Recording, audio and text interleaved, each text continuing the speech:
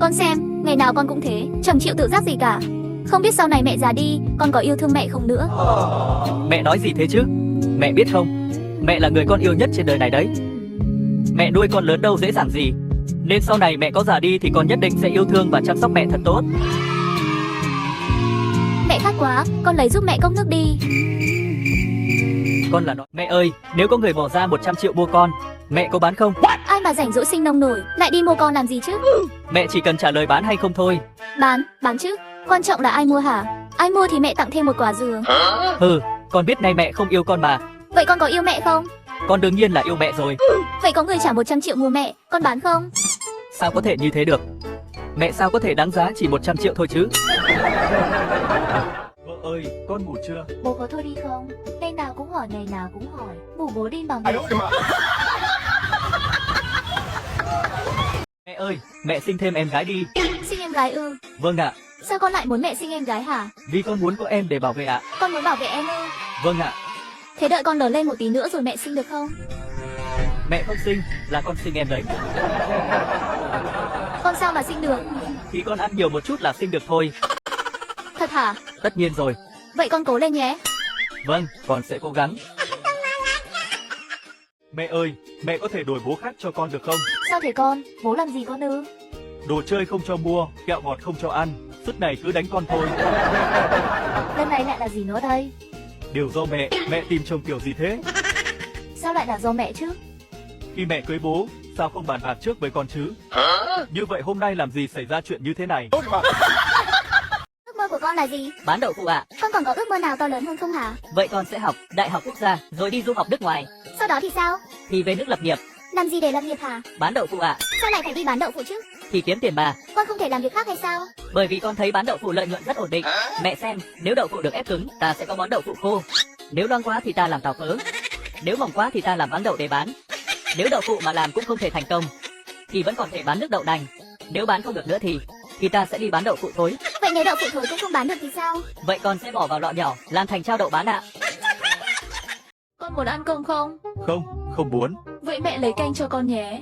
Không đâu, Thế con muốn làm gì hả? con muốn khóc. Khóc ở đâu?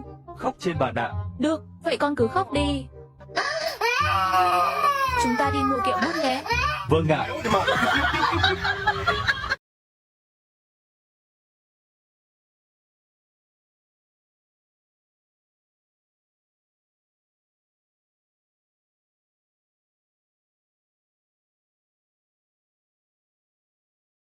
Mẹ ơi, bố gọi này. Con nghe máy giúp mẹ xem bố nói gì. Alo, con đây ạ. Bố bảo mẹ nghe máy. Thì con nói thay mẹ được mà. Dạ, đã bấy giờ rồi. Con chưa cút về đây. Anh chết dĩ ở ngoài rồi hả? Tôi nói cho anh biết, nếu không vì con anh thông minh, lanh lợi, đẹp trai người người, thì tôi cũng đã sớm bye bye anh rồi.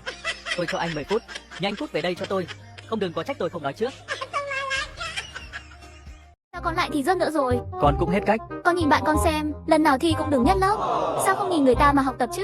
Mẹ không biết đấy thôi, bố bạn ấy là tiến sĩ, mẹ là thạc sĩ, không giành được hạng nhất mới lạ đó. Mẹ nhìn lại nhà mình xem. Bố mẹ làm sao chứ? Bố mẹ à, mẹ thì suốt ngày xem phim, bố thì lại xem review phim. Con đang trách bố mẹ đấy à?